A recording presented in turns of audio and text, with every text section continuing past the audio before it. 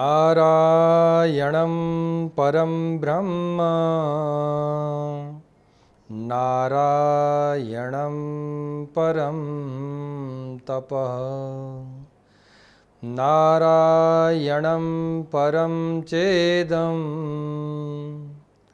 સર્વનારાયણાત્મકં. બોલીએ શ્રી કૃષ્ણ કનૈયા લાલ કી જય. સર્વ હરિભક્તોને અધિક માસની ખૂબ ખૂબ શુભકામનાઓ. એક દિવસ બે દિવસ કરતાં કરતાં આજે અધિક માસનો 20મો દિવસ આવી ગયો. એ 20મા દિવસની આપણને ખબર પડનારી. આમ હરિ અનંતા, હરિકથા અનંતા. ભગવાનનું જ્યારે નામ સ્મરણ ભજન કીર્તન કરીએ ત્યારે સમયનો કોઈ ખ્યાલ રહેતો નથી. આપણા જીવનમાં જ્યારે પણ પરમાત્માની ભક્તિમાં આપણે લાગીએ ત્યારે સમય ક્યાં પસાર થવા લાગે છે એ ખબર રહેતી નથી. આજે 20મા દિવસની કથા, અદ્ભુત કથા લઈ અને આપની સામે હું આવ્યો છું. આજે આપણે કથા કહીશું ઉમા માતાની, ઉમિયામાની કથા કહીશું. આ કથા એવી છે જે ભક્તિ, શ્રદ્ધા અને પ્રેમ ભાવથી સાંભળે એના જીવનમાં અનેક પ્રકારના સુખ પ્રાપ્ત થાય છે. નજીકમાં તમે સ્થાન તો જોયું છે, ઊંઝા. આપણા ગુજરાતમાં આવેલું ઊંઝા તમામ લોકોએ જોયું છે. અને ઊંઝાની અંદર કોઈ મહત્ત્વ હોય તો એ કોનું છે? ઊંઝાના નગરદેવી ઉમિયા માતા છે અને એમનું મહત્ત્વ છે. અને ઉમિયા માતા જે છે એમનું માત્ર ઊંઝાની અંદર જ નહીં, પણ જે કડવા પટેલ જે કહેવાય એમના ઈષ્ટદેવી જે છે એ ઈષ્ટદેવી છે માં ઉમિયા. પણ ઊંઝામાં ઉમિયામાનું પ્રાગટ્ય શું, શા માટે ઉમિયા માતાનું ત્યાં આગળ પ્રાગટ્ય થયું, ઊંઝા ગામ છે એ કેમ સુખી થયું અને કઈ રીતે માં ભગવતી, માં ઉમિયાના પગલાં ત્યાં પડ્યા, એ બહુ ઓછા લોકો જાણે છે. આજે હું તમારી સમક્ષ પુરુષોત્તમ માસની અંદર જે કથા છે એ કથાની અંદર જે 20મી કથા આવે છે એ ઉમામાની આવે છે, એટલે કે ઉમિયા માતાની આવે છે. અને ઉમિયા માતા આ પૃથ્વી ઉપર જે 365 દિવસ રહ્યા અને 365 દિવસ રહી અને જે ગામને સુખી કર્યું એ ગામની આ કથા છે. તો સુંદર મજાનો ભક્તિ ભાવ ઉપજાવે એવી આ સુંદર મજાની કથા છે. આપણે સૌ આનંદથી પ્રેમથી આ કથાને સાંભળીએ. એક દિવસ કૈલાસ ઉપર ભગવાન શિવ અને પાર્વતી બંને બિરાજમાન હતા. અને બંનેને એમ થયું કે આપણે મૃત્યુલોક ઉપર જઈએ, એટલે કે પૃથ્વી ઉપર જઈએ અને આપણા ભક્તોની સાર અને સંભાળ લઈએ. ભક્તો શું કરે છે, કઈ રીતે એમનું જીવન ચાલે છે, આ બધું જોઈએ. ત્યારે પૃથ્વી ઉપર આવે છે એટલે ગંગાજીમાં સ્નાન કરે છે, યમુનાજીનું પાન કરે છે, નર્મદાજીના દર્શન કરે છે અને ઉપરાંત સરસ્વતી નદીના દર્શને આપણું અત્યારે જે સિદ્ધપુર ગામ છે ત્યાં સિદ્ધપુરે ભગવાન શિવ અને પાર્વતીજી બંને પધારે છે. ભગવાન શિવ અને પાર્વતી બંને રમણીય આજુબાજુમાં જે સિદ્ધપુરથી નીકળતા હોય છે, એટલે એમને એમ થાય છે કે ભાઈ આજુબાજુમાં આપણે બધા જે આપણા હરિભક્તો છે, આપણા શિવ ભક્તો છે એ સુખી તો છે ને, ભગવાનની નારાયણની કૃપાથી કોઈ દુઃખી તો નથી ને. મનુષ્ય પોતાનું જીવન કઈ રીતે જીવે છે, કઈ રીતે મહેનત કરે છે, કઈ રીતે પોતાનો નિર્વાહ કરે છે, જીવન નિર્વાહ કઈ રીતે કરે છે, આ બધું ભગવાનને જોવાની ઈચ્છા થાય છે. એટલે પૃથ્વી ઉપર વેશ બદલી અને શિવજી અને પાર્વતીજી બંને ધીમે ધીમે જેમ સામાન્ય મનુષ્ય ચાલતા હોય અને બધું જોતા જતા હોય એવી રીતે જોતા જતાં બધું આમ નગરની અંદર બધી યાત્રા કરતા જતા હોય છે. એવામાં ધીમે ધીમે ધીમે એ સિદ્ધપુરથી આગળ જવા લાગે છે. જે સિદ્ધપુરથી આપણે આગળ આ બાજુ આવીએ તો ઊંઝા આવે. એટલે ઊંઝાનો પ્રદેશ, આમ તો જે પુસ્તક છે અથવા તો જે કથાઓ છે એની અંદર ઊંઝાનો મર્મ નથી લખેલો કે ઊંઝાનો ઉલ્લેખ નથી, પણ ઉમિયા માતાનું જે સ્થાનક બન્યું એવું આ પૃથ્વી ઉપર અને જે આ કથાના માધ્યમમાં જે બતાવ્યું છે એ પ્રમાણે આખા વિશ્વમાં બીજું એવું કોઈ સ્થાન પણ નથી કે જ્યાં ઉમિયામાં રોકાયા હોય અને લોકોને ગામને સુખી કર્યું હોય. એટલે આપણે ઊંઝા લઈએ છીએ, કારણ કે સિદ્ધપુરની બાજુમાં તો માત્ર એક સ્થાન છે ઊંઝા. એ આગળ ઊંઝા નગરીનું નામ શું હોય અને ભગવાન શિવ અને પાર્વતી આવ્યા એ વખતે એ ગામનું નામ કદાચ બીજું પણ હોય. અત્યારે ઊંઝા છે, પણ આ નગરને આ કથાની વાત કરું છું હું અત્યારનું ઊંઝા જ છે. કે ભગવાન શિવ અને પાર્વતીજી બંને નીકળે છે એવામાં આ ગામ આવે છે. સુંદર મજાનું રમણીય ગામ છે અને ગામના પાદરથી એ જે છે ધીમે ધીમે બહાર જતા જાય છે. એવામાં એક ખેડૂતે સુંદર મજાની ખેતી પકવી છે અને એની જે ચાસ જે છે શેરડી છે, પહેલાં ગામડાઓમાં ખેતી કરતા એમાં ચાસ મૂકતા, વચ્ચે થોડી શેરડી રાખતા. એટલે એ જે શેરડી હોય એટલે કે જવા આવવાનો રસ્તો, કે એના સાથે સાથે એના ઉપર જવું અને આગળ જઈ અને પછી એ બીજું ખેતર ઓળંગી અને આગળ જઈ શકે, તો એવો રસ્તો હોય. તો આની અંદર જ્યારે ભગવાન શિવ અને પાર્વતીજી પોતાનું રૂપ બદલી અને જતા હોય છે, એવામાં ઉમિયા માતાના જે કહેવાય એ એમનો જે પાલવ હોય છે એ પાલવે એક બાજરીનું ડોડું ભરાઈ જાય છે. એટલે બાજરીનું ડોડું ભરાઈ જાય છે એટલે એ કૂણું હોય છે અને અચાનક તૂટી ગયું હોય છે. એટલે બાજરીનું ડોડું લઈ અને હાથમાં લે છે, અને હાથમાં ડોડું લે છે એટલે એકદમ કૂણું, એની અંદર બાજરીના દાણા પણ લાગેલા હોય છે. અને એ બાજરીના દાણાને એકદમ કૂણું ડોળું હોય છે એટલે એમને બાજરીના દાણા ખાવાની ઈચ્છા થાય છે. એટલે બાજરીના દાણા જે હોય છે એ બધા ધીમે ધીમે મસળી અને દાણાઓ ખાઈ જાય છે. થોડા ઘણા દાણા જે હોય છે એ બચ્યા હોય છે એટલે ધીમે રહીને શિવજી હોય છે શિવજીને આપે છે, ધરે છે કે લો સ્વામી આ બાજરીના દાણા ખાઓ. એટલે તરત જ શિવજીના ધ્યાનમાં આ વાત આવી. આ વાત કેટલી મહત્ત્વની છે એ જુઓ કે આપણે મનુષ્યને પાળવાના નિયમો જે પરમાત્માએ આપ્યા છે એ નિયમો પરમાત્મા જ્યારે જ્યારે પણ આ ધરા ઉપર આવે છે, આ પૃથ્વી ઉપર આવે છે, ત્યારે ભગવાન પણ એ નિયમોનું સહર્ષ પાલન કરે છે. જો એ રીતે પાલન ના કરે તો કેવું કહેવાય કે ભાઈ ગુરુ ગોળ ખાઈને ચેલાને શિખામણ આપે કે ગોળ ના ખવાય, વાત એવી થાય. પણ ભગવાન એ બધા નિયમોનું પાલન કરે છે. આજે ભગવાન શિવ જે છે એમને જ્યારે પાર્વતીજીએ બધા દાણા આપ્યા, ઉમા માતાએ જે છે એ બધા ઉમિયા માતાએ કહ્યું કે લો શિવજી આ બાજરીના દાણા ખાઓ. એટલે શિવજી કંઈ બોલ્યા નહીં. એટલે બાજરીના દાણા જે કહ્યું ભાઈ તારે ખાવા હોય તો ખા, મને ભૂખ નથી. એટલે બધા દાણા જે છે એ બધા પાર્વતીજી ખાઈ લીધા. હવે આ બધા દાણા જે ખાઈ ગયા પછી શિવજીએ કહ્યું કે આ બાજરીનું ડોડું તમે ક્યાંથી લીધું? એટલે ઉમિયા માતાએ કહ્યું કે આ ડોડું મેં આ ખેતરમાંથી લીધું. એ તૂટ્યું હતું અને મારા પાલવ સાથે ધીમે ધીમે આવતું હતું તો મેં એને પાલવમાંથી છોડાવ્યું, ઘસડાતું આવતું હતું અને એ બાજરીના દાણા હતા એ બધા હું ખાઈ ગઈ. એટલે શિવજીએ કહ્યું કે તમે બાજરીના દાણા લીધા અને તમે બાજરીના દાણા ખાધા તો તમે આ જે ખેડૂતે ખેતી કરી અને પકવ્યા છે એ ખેડૂતની તમે રજા લીધી, એ રજા લઈ અને તમે દાણા ખાધા? તો પાર્વતીજીએ કહ્યું કે ના, એ તો મેં લીધી નથી, રજા લેવાનું તો હું ભૂલી ગઈ છું, આ તો હતું એટલે મેં ખાઈ લીધું. એટલે ભગવાને એમને ઠપકો આપ્યો.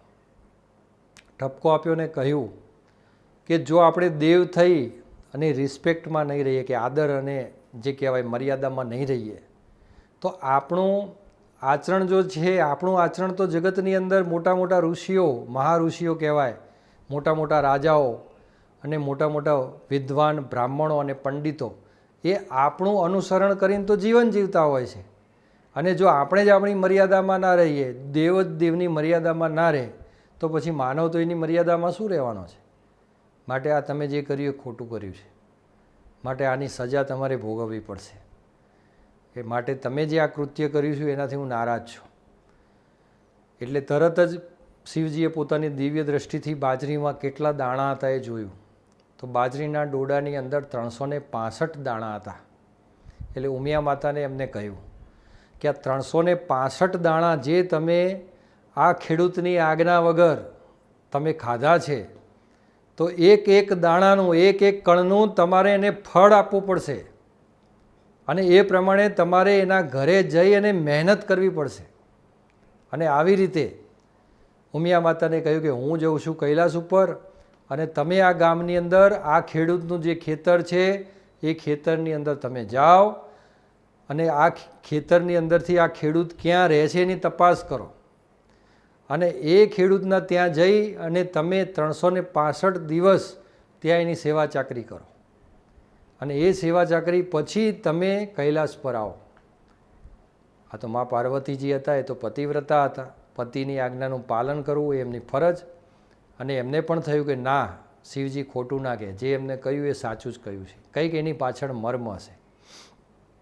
ઉમિયા માતા આ વાતને સ્વીકારે છે અને તરત જ એ ગામમાં જાય છે અને ખેડૂતના ઘરે જઈ અને એક વૃદ્ધ માતાનું રૂપ લે છે. વૃદ્ધ બ્રાહ્મણ માતાનું રૂપ લે છે અને કહે છે કે ખેડૂતને બોલાવે છે. ખેડૂતને કહે છે કે ભાઈ, હું મારો કોઈ સહારો નથી અને હું ઘણા દૂરથી આવું છું, મારે થોડો સમય તમારા ગામમાં રહેવાની ઈચ્છા છે, તો જો તમે મને આશરો આપતા હોય તો હું તમારા ઘરે રહીશ, મારાથી જે કંઈ પણ થતું હોય એ કામ કરીશ અને શાંતિથી જીવન પસાર કરીશ. એટલે આ વાત કરી એટલે ખેડૂતને એમ થયું કે આમ તો માજી છે, વૃદ્ધા અવસ્થાના છે અને એમાં પણ બ્રાહ્મણ છે, તો બ્રાહ્મણને સહારો આપવો એ તો મારો ધર્મ છે. ખેડૂત પણ દયાવાન હોય છે, નીતિવાન હોય છે અને ભગવાનમાં ખૂબ શ્રદ્ધા રાખવાવાળો હોય છે. માતાજીનો પણ પૂર્ણ ઉપાસક હોય છે. માતાજીમાં પણ ખૂબ સારી એવી શ્રદ્ધા એનામાં હોય છે. એટલે માતાજીને એ સહારો આપે છે અને કહે છે કે ભાઈ, અમારા ઘરે તો સાક્ષાત દેવી માતાજી જ પધાર્યા છે, એવું સમજીને જ અમે તમને રાખીશું. તમારે અહીંયા રહેવાનું, 2 ટાઈમ જમો, શાંતિથી રહો અને તમારાથી થાય એ કામ કરવાનું, તમને કોઈ કામ કહેવામાં આવશે નહીં. એટલે માતાજી રહેતા, થોડું વાછીદું કરતા, ગાયો જે હતી એ ગાયોની સેવા કરતા અને આવી રીતે ઉમિયા માતા જે છે એ વૃદ્ધ બ્રાહ્મણનું સ્વરૂપ ધારણ કરી, વૃદ્ધ બ્રાહ્મણ માતાનું સ્વરૂપ ધારણ કરી અને ગામમાં રહેવા લાગ્યા. અને ગામમાં રહેવા લાગ્યા એનાથી પ્રતાપ એવો થયો કે જે ખેડૂત ખેતી કરતો હતો અને જે એને ધાન્ય પાકતું, એ ધાન્યની અંદર આ માજીના આવવાથી એ ધાન્યની અંદર ખૂબ વૃદ્ધિ થઈ અને એના ખેતરની અંદર ખૂબ સારું ધાન્ય પાકવા માંડ્યું. અને જ્યારે જે મબલક પાક થયેલો હોય એ વેચવા જાય તો એની અંદર ભાવ પણ સારા આવે. અને આ ખેડૂત ધર્મપ્રિય હતો, ખૂબ સારા ધર્મના માર્ગમાં સારા એવા ખર્ચ પણ કરતો, એટલે ગામવાળા પણ એનો આદર કરતા, સન્માન કરતા અને ગામના લોકો પણ એમનું માનતા. ગામના જે શ્રેષ્ઠીઓ અને ગામના જે એમના મિત્રો, ઈષ્ટ મિત્રો આવતા એ બધા એમના ઘરે એમને મળવા આવે. એટલે ઉમા માતા હતા, એ ઉમા માતાની એમને ઓળખાણ કરાવી કે આ અમારા ઉમાબા છે, અહીંયા રહે છે અને એમનું ગુજરાન અહીંયા ચલાવે છે, માટે એમના આયાથી ને એમના પગલાંથી જ આજે મારા ઘરે સુખ સાહેબી છે. આવી રીતે માતાને મહત્ત્વ આપતા. એટલે માતાને આવું મહત્ત્વ આપ્યું એટલે ઉમિયા માતા પણ ખૂબ રાજી થયા.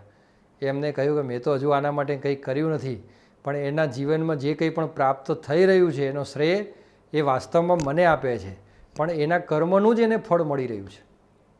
એ જે પાક ભોગવે છે એને સારો નફો મળે છે, વાસ્તવમાં એ ધર્મપ્રિય છે. અને મારા જેવા એક અજાણ પરદેશીનું રૂપ લઈને હું આવી છું, છતાં એને આશરો આપ્યો તો એનામાં ધર્મપ્રિય માણસ છે, એટલે એના ધર્મનું ફળ જ એને મળે છે, છતાં એ શ્રેય મને આપે છે, માટે આના માટે મારે કંઈક કરવું જોઈએ. એટલે માતાજી પણ પોતાની જે કહેવાય શક્તિઓથી, જે આ જે ખેડૂત હતો એના ત્યાં ગાયો હતી, તો ગાયોને સારું એવું દૂધ ગાયો આપે એવી રીતે પોતાની રીતે જ ચમત્કાર કરી દેતા.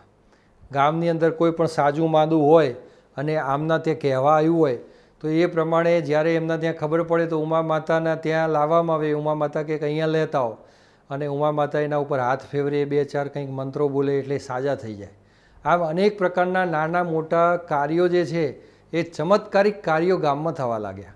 એટલે બધાને ઉમા માતા પ્રત્યે ખૂબ શ્રદ્ધા બેઠી અને બધા ઉમા માતાને ખૂબ માનતા. કંઈ પણ પ્રશ્ન હોય તો તરત જ ઉમા માતા પાસે આવે. આમ આખું ગામ જે છે એ ગામ ઉમા માતાને માનતું થઈ ગયું છે.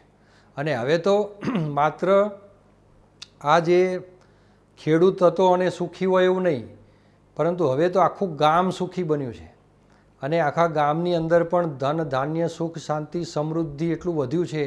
દરેકના ઘરમાં કજિયા, કંકાસ બધા બંધ થઈ ગયા, કારણ કે બધી નારીઓ હોય, નારીઓને બોલાવી અને ઉમા માતા જે છે એ નારી ધર્મનું શિક્ષણ આપવા માંડ્યા કે સ્ત્રીઓને કઈ રીતે રહેવું, કઈ રીતે એમને આદરથી પોતાના પતિનું સન્માન કરવું, પોતાનો પતિ કઈ રીતે ખુશ થાય, એને કઈ રીતે ખુશ રખાય, પતિની સામે કઈ રીતે જવું, કઈ રીતે વાણી વર્તન અને વિવેક રાખવો, આ બધું દરેક સ્ત્રીને પોતાનો સ્ત્રી ધર્મ જે છે એમાં ઉમા શીખવાડે છે. અને એના કારણે સ્ત્રી ધર્મમાં બધી સ્ત્રીઓ રહેવા લાગી, એટલે પતિ પણ બધા ખુશ રહેવા લાગ્યા. અને આખા ગામના જે ગૃહસ્થ જીવનમાં જે પણ કંકાસ ચાલતા હતા એ બધા ધીમે ધીમે બંધ થઈ ગયા અને ગામ બધી રીતે પ્રગતિ કરવા લાગ્યું. એવામાં અધિક મહિનો આવે છે, એટલે અધિક મહિનાની અંદર બધું ગામ છે આખું એ અધિક મહિનો ખૂબ ધૂમધામથી અને સારી રીતે ભક્તિભાવથી આખો અધિક મહિનો કરે છે. અને અધિક મહિનો થયા પછી બધાને એવું થયું કે અધિક મહિનો કર્યો છે કે આપણે નદીએ નાહવા માટે છેક કાશીએ જઈએ. પણ હવે સિદ્ધપુર ક્યાં અને કાશી ક્યાં? તો સિદ્ધપુરની આજુબાજુની જ જગ્યા, એટલે અત્યારે કહીએ તો આપણું ઊંઝા, એટલે ત્યાં આગળ જ ત્યાંથી એ ગામમાંથી છેક કાશી જવાનું. પણ બધા પોતાના પહેલાં જેમ અત્યારે મોટર કાર હોય એવી રીતે બધાને ગામમાં પહેલાં ગાડાઓ અને બળદ, એટલે બળદ અને ગાડાઓ બાંધી અને એક સંઘ જે છે એ તૈયાર થયો કે ભાઈ જેને કાશી આવવું હોય, નદીએ નાહવા આવવું હોય એ બધા તૈયાર થઈ જાઓ. એટલે બધા તૈયાર થયા અને છેક કાશી વિશ્વનાથ ભગવાનના દર્શન માટે તૈયાર થાય છે. અને ગામના જેટલા લોકો, એટલે આ પટેલ જેના ઘરે માજી રહેતા હતા એ પટેલને પણ કાશી જવાની ઈચ્છા થાય છે. પણ આ પટેલ જે છે એમને 2 નાની દીકરી અને આ ઉમા માતા, એટલે એમને થયું કે આ 2 નાની દીકરી છે, ઉમા માતા છે, એમને ભરોસે મૂકીને આટલી મોટી ગાય, આટલું મોટું ઘર અને આ બધું કામ કઈ રીતે થશે, કઈ રીતે મૂકીને જવું? પણ ઉમા માતા એમને નિર્ભય કર્યા કે બિલકુલ ચિંતા કરશો નહીં, તમે તમતાર શાંતિથી જઈને આવો, અહીંયાની કોઈ ચિંતા કરતા નહીં, બધું કાર્ય હું સંભાળી લઈશ.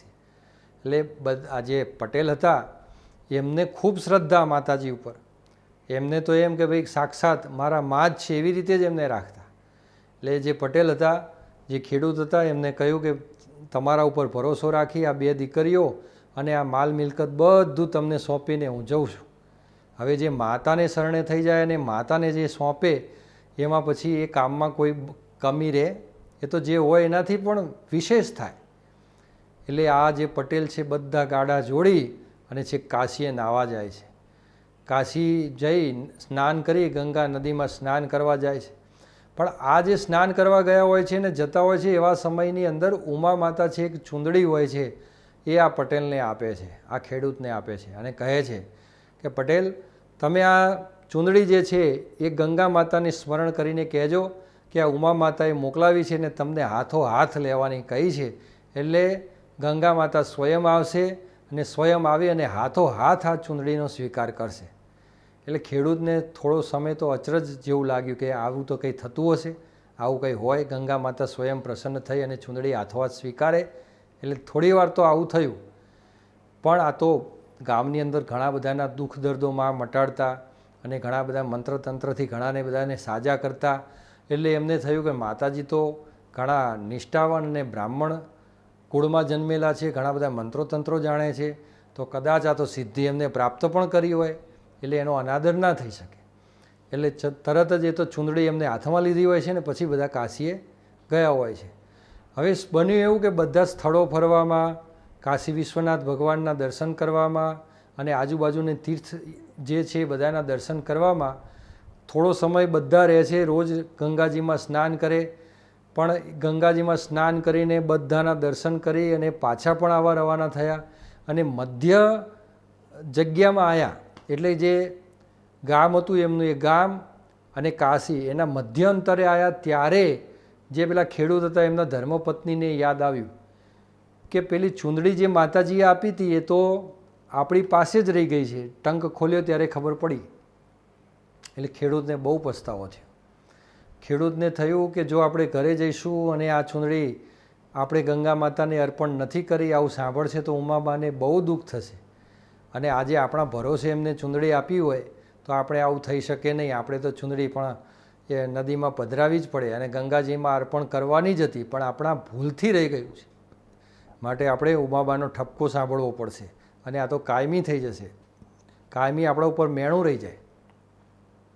એટલે જે સંઘ લઈને આવ્યા હોય છે એ સંઘેષ્ઠીને વાત કરે છે, સંઘવીને વાત કરે છે કે અમારાથી આ રીતે આ ચૂંદડી જે છે રહી ગઈ છે પધરાવવાની, એટલે જો તમે આજ્ઞા આપો તો અમે ત્યાં પધરાવવા જઈએ અને તમે થોડો સમય અહીંયા રોકાઓ તો અમે જઈને આવી જઈએ. પણ આ તો બધા સંઘવી હોય છે, કહેવાય કે ભાઈ બધા ગામમાં જવા ઉતાવળ થયા છે. આજે 15 દિવસ થવા આવ્યા છે. 15 દિવસથી 15 દિવસ જવાના, ત્યાં રહ્યા, પાછા આવ્યા, અત્યારે 45 દિવસ જેવો સમય થઈ ગયો છે. અને હજુ આ સમય આટલો થઈ ગયો છે અને તમે હજુ વાર કરવાની વાત કરો છો. પણ આ બધી પબ્લિક જે છે, બીજા માણસો છે, એ બહુ રોકાય એવા નથી, કારણ કે બધા પોતાના ઘર ઢોર ઢાખર બધું મૂકીને આવ્યા છે. માટે અમે તો નીકળી જઈએ છીએ, તમે તમારી રીતે આવજો. એટલે બધાની આજ્ઞા લઈ અને પટેલ અને એમના ધર્મપત્ની બંને કાશી જવા પાછું પોતાની ગાડું લઈ અને રવાના થાય છે. અને આ બાજુ બન્યું એવું કે આ બાજુ પટેલ કાશી જવા રવાના થાય અને આ બાજુ બધા જે વિશ્રામ કરતા હોય છે એ જગ્યાએથી બળદોને બાંધવા જાય છે, પણ બળદો ઉઠતા જ નથી. એટલે પટેલને એમ થયું કે ભાઈ આ તો સંઘવી જે હતા એમને એમ થયું કે આ બળદો છે આટલી બધી યાત્રા કરીને આવ્યા છે તો થાકી ગયા છે, ચલો એક દિવસ આરામ કરવા દો, કાલે આપણે જે છે બધા જોડીને જઈશું. બળદો કાલે ગાડામાં જોડી અને પછી ગામ તરફ જઈશું. અને આ બાજુ ધીમે ધીમે ધીમે 1 દિવસ 2 દિવસ 3 દિવસ એમ કરતાં કરતાં થોડો સમય પસાર થયો. એટલે પાછા કાશી જે છે એ પટેલ અને એમના ધર્મપત્ની પહોંચી જાય છે. ત્યાં જઈ અને ગંગા માતાનું સ્મરણ કરે છે અને કહે છે કે આ ઉમાબાએ તમને ચૂંદડી આપી છે એ અમે આ પધરાવા આવ્યા છે. અને જેવા આ રીતે વાત કરે છે અને ચૂંદડીને જેવા ગંગા નદીમાં પધરાવે છે ત્યાં તો ગંગા માતા સ્વયં પોતે જે છે પોતાના 2 હાથ બહાર કાઢે છે ને બંને હાથ બહાર કાઢી એ ચૂંદડી હોય છે ચૂંદડીને પોતાના તરફ લે છે અને એક અવાજ સંભળાય છે કે હે પટેલ, તમારા ઉપર હું ખૂબ રાજી છું. તમે ઉમાબાને કહેજો કે તમારી ચૂંદડીનો ગંગા માતાએ સ્વીકાર કરી લીધો છે. અને આવી રીતે પટેલ તો ખૂબ રાજી થાય છે કે આપણા ઉમાબા તો બહુ તપસ્વી છે કે ગંગા માતા સ્વયં ચૂંદડી લેવા આવ્યા. અને આ બાજુ ચૂંદડી પધરાવી પાછા કાશીમાં આવ્યા હોય એટલે વિશ્વેશ્વર દાદાના દર્શન કરી અને પાછા જાય છે. અને આ બાજુ બન્યું એવું કે પાછા જાય છે અને જે જગ્યાએ સંઘવીને વાત કરી હતી ત્યાં આગળ જ રાત્રિનો સમય થયો છે અને ત્યાં વિશ્રામ કરવાની ગણતરી કરે છે. ત્યાં તો એ જગ્યા ઉપર જાય છે, ત્યાં ગામના લોકો હજુ એમના એમ જ છે, સહેજ પણ ત્યાંથી બળદો હલ્યા નથી, કોઈ ગાડા હલ્યા નથી, બધું એમનું એમ છે. એટલે સંઘવીને જઈને મળે છે, જે સંઘના મુખ્ય માણસો એમને મળે છે કે ભાઈ આટલો બધો સમય થયો તોય તમે કેમ અહીંયા રોકાયા છો? ત્યારે સંઘવી કહે છે કે શું કહીએ, તમે ગયા પછી આ બધા બળદો એવા માંદા પડી ગયા છે કે ઊભા જ થતા નથી. અને બધી સામાન જે કહેવાય સીધું સામગ્રી બધું બધાનું ગાડામાં છે.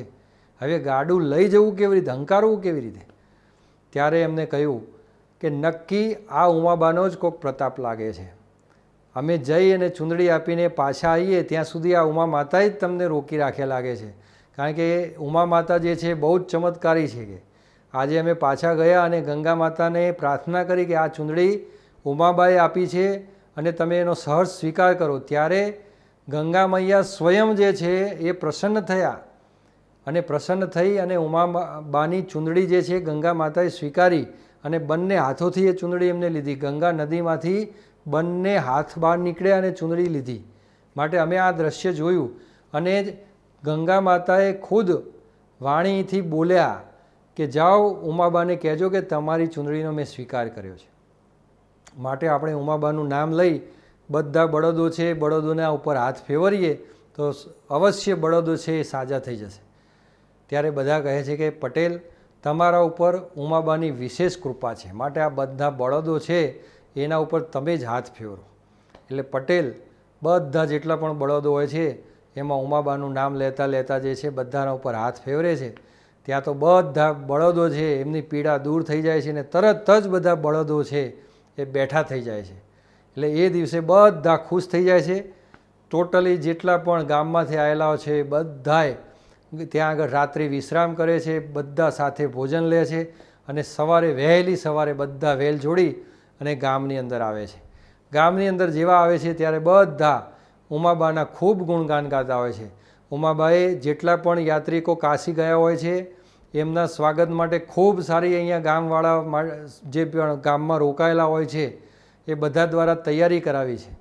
ગામના જેટલા વડીલો છે, યુવાનો છે, બધાને ઉમાબાએ કીધું છે કે આવી મોટી યાત્રા કરીને આવેલા હોય તો યાત્રાની અંદર જે લોકો ગયા છે એમની જેટલી તમે સેવા કરશો એના ફળ તમને પ્રાપ્ત થશે, માટે તમે એમની સેવા કરો. કારણ કે પુરુષોત્તમ મહિનો એ અધિક માસનું ફળ ઉત્તમ છે.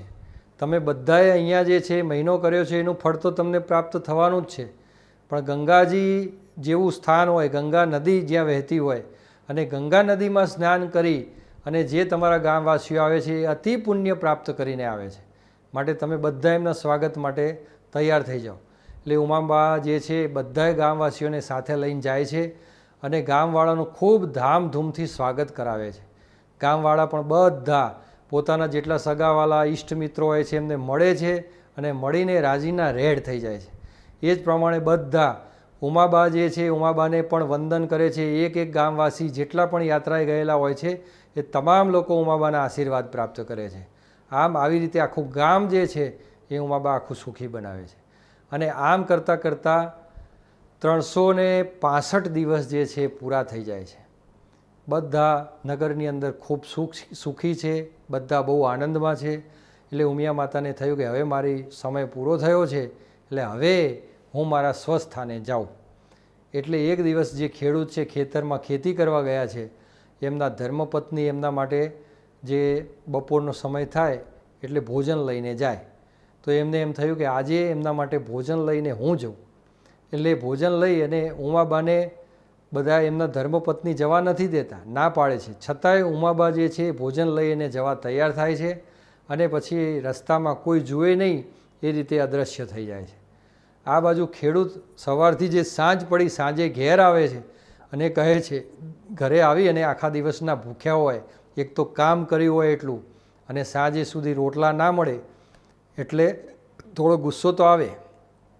એટલે ગુસ્સામાં પોતાના ધર્મપત્નીને કહે છે કે આજે તમે મને ભોજન આપવાનું ભૂલી ગયા કે શું? આજે કેમ તમે એક ટંક જે બપોરનું જમીએ છીએ ભોજન લઈને આવ્યા નહીં? ત્યારે કહે છે કે ભાઈ મેં તો ભોજન લઈને ઉમાબાને મોકલ્યા છે. તો કે ઉમાબાને તમે શા માટે મોકલ્યા? તો એમના ધર્મપત્ની કહે કે ભાઈ ભોજન લઈને તો હું જ આવું છું. એ ખેડૂતે બરાબર ન કહ્યું કે ભાઈ આવા માજી છે, આટલી ઉંમર થયેલી છે અને તમારે આવી રીતે એમને આટલા દૂર મોકલાય? એમની તમારે સેવા કરવાની હોય, એના બદલે તમને એમને આવી રીતે ભાથું લઈને મોકલો છો? એટલે તરત જ ખેડૂતે બોલ્યા. ત્યારે કહ્યું ભાઈ અમે મોકલ્યા નથી, પણ ઉમાબાની જ ઈચ્છા હતી કે ખેતરમાં હું જતી આવું, ખેતર જોતી આવું અને જે છે બપોરનું ભાથું કરાવતી આવું. એટલે ઉમાબા જ આવ્યા હતા, પણ ઉમાબા મળ્યા નહીં. એટલે આખા ગામમાં વાત કરી તો આખા ગામવાસીઓ ચારે તરફ ઉમાબાને શોધવા લાગ્યા, પણ ઉમાબા ક્યાંય દેખાય નહીં. અને ઉમાબાને જ્યારે ચારે બાજુ શોધવા છતાં ના મળ્યા ત્યારે આખું ગામ ખૂબ દુઃખી થઈ જાય છે અને ઉમાબાની યાદમાં એટલા રડતા હોય છે કે ના પૂછો વાત. અને આ ખેડૂત હોય છે, ખેડૂત તો ખૂબ દુઃખી થઈ ગયો હોય છે અને એવું અનશન છોડી અને વ્રત લઈ અને પોતાના ઘરે જ બેસી જાય છે કે જ્યાં સુધી ઉમાબા મળશે નહીં અને ઉમાબા આવશે નહીં અને પોતાના હાથે મને જમાડશે નહીં ત્યાં સુધી હું જમીશ નહીં. આવી રીતે અનશન વ્રત લઈને બેસી જાય છે. અને આ તો એક દિવસ થયો, 2 દિવસ થયા, 3 દિવસ થયા, 3 દિવસ પસાર થયા. એટલે દેવાધિદેવ મહાદેવ આ બધી ઘટના જોઈ રહ્યા હોય છે. એટલે તરત જ ઉમાજી જે પાછા આવેલા હોય છે, સ્વામીને સારી રીતે નમસ્કાર કર્યા, બધું જે એમના ખબર અંતર પૂછ્યા હોય છે, ગામના સમાચાર પૂછ્યા હોય છે, આ બધું મહાદેવજીએ પૂછ્યું હોય છે. એટલે પાર્વતીજીએ તો બધું વૃત્તાંત મહાદેવજીને કહ્યું હોય છે. એટલે મહાદેવજી પણ પતિ આજ્ઞાનું પાલન પત્નીએ કર્યું એટલે ખૂબ ખુશ થઈ જાય છે અને એ પણ ગામને સુખી કરીને આવ્યા છે એટલે વિશેષ આનંદ થયો એમને. પછી પાર્વતીજીને હળવાશથી કહે છે કે દેવી તમે પાછા તો આવતા રહ્યા, પણ તમે જોયું તમારા પુત્રો કેટલા દુઃખી છે. આ ગામવાળાને તમે દર્શન આપ્યા વગર અને તમે કોણ છો એ કયા વગર આવતા રહ્યા, એના કારણે અત્યારે ચારે બાજુ તમારી શોધખોળ ચાલી રહી છે અને તમે એવી માયા મૂકીને આવ્યા છો કે આખું ગામ દુઃખી છે, માટે તમે નજર નાખો. તો ત્યાંથી દિવ્ય દૃષ્ટિથી જુએ છે તો આખું ગામ દુઃખી દેખાય છે. અને જે પટેલના ઘરે રહેલા એ પટેલ એ ખેડૂત તો 3 દિવસથી અનશનનું વ્રત લઈને બેઠા છે કે જ્યાં સુધી ઉમામાં આવી અને મને જમાડે નહીં ત્યાં સુધી હું જમીશ નહીં. ત્યારે શિવજી કહે છે કે જો દેવી, તમે જે છે ભલે અહીંયા આવ્યા, પણ તમારે તમારા ભક્તો છે એનું રક્ષણ કરવાનું છે, માટે તમે મારી આજ્ઞા છે કે તમે પાછા ત્યાં જાઓ, માટે તમે તમારા વાસ્તવિક સ્વરૂપના ગામવાસી જે છે એ ગામવાસીને દર્શન કરાવો. એટલે શિવજીની આજ્ઞા લઈ અને ઉમા માતા જે છે, મા પાર્વતી છે, મા ભગવતી છે, એ પાછા ગામની અંદર આવે છે. ત્યાં એ જ પ્રમાણે વૃદ્ધ અવસ્થાનું માતાનું સ્વરૂપ ધારણ કરી અને આવે છે. તરત જ ઉમાબાને આવેલા જોઈ અને પટેલ અને એમના ધર્મપત્ની બહુ જ ખુશ થઈ જાય છે. તરત જ દોડતા દોડતા ઉમિયામાને લેવા જાય છે અને તરત જ ઉમાબાને લાવે છે. એમને કહે છે કે માતાજી, તમે અમને કયા વગર ક્યાં જતા રહ્યા? અને એટલામાં તો બધા ગામમાં ધીમે રહીને ખબર પડે છે. તો ધીમે ધીમે આખું ગામ જે છે એ આ ખેડૂતના ત્યાં આવી જાય છે. અને ખેડૂતના ત્યાં આવે છે અને આખું ગામ જે છે એ એકદમ હર્ષના હિલોળામાં આવી જાય છે.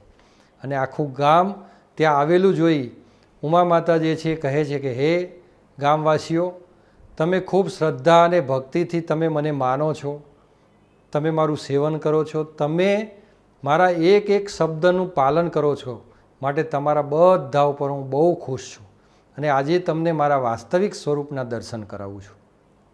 અને એવી રીતે મા ઉમિયાએ પોતાના મૂળ સ્વરૂપમાં આવી અને આ જે ખેડૂત હોય છે, ખેડૂત, એમના ધર્મપત્ની અને સાથે સાથે જેટલા પણ ગામવાસીઓ હોય છે બધાને પોતાના મૂળ સ્વરૂપના દર્શન કરાવે છે.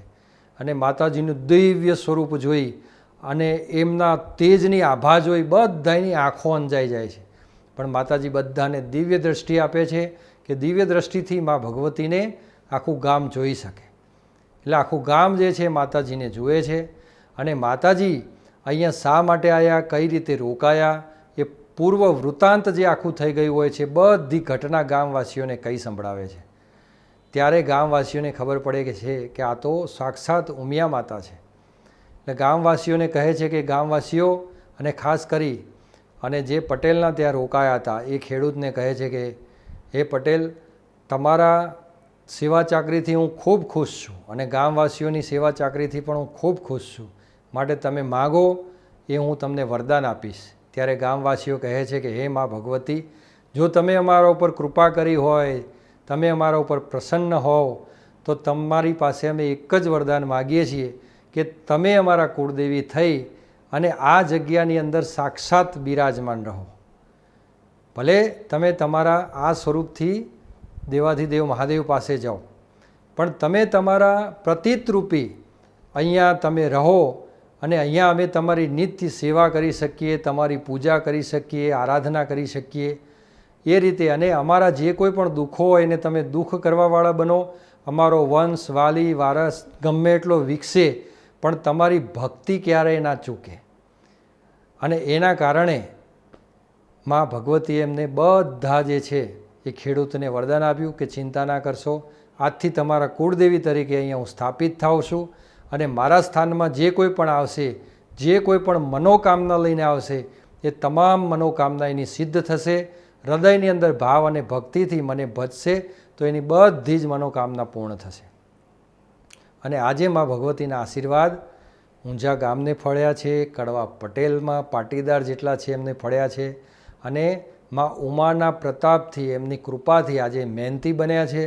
અને જે કોઈ પણ કાર્ય કરે એની અંદર પૂર્ણ મહેનતથી કરે એટલે મા ઉમિયાનો સાથ સહકાર એમને મળી રહે છે. અને એમના દર્શનથી એ પવિત્ર થાય છે, પાવન થાય છે અને તમામ કાર્યો એ સિદ્ધ કરી શકે છે. માટે આ જે કથા છે બહુ જ પાવનકારી કથા છે. મા ઉમિયાની કથા પુરુષોત્તમ માસની કથામાં આવે છે. 20મા દિવસની કથા છે. જે કોઈ પણ પૂર્ણ ભક્તિ અને ભાવથી આ કથાને સાંભળશે એને પુરુષોત્તમ ભગવાન ફળશે અને સારા પરિણામો પ્રાપ્ત કરાવશે.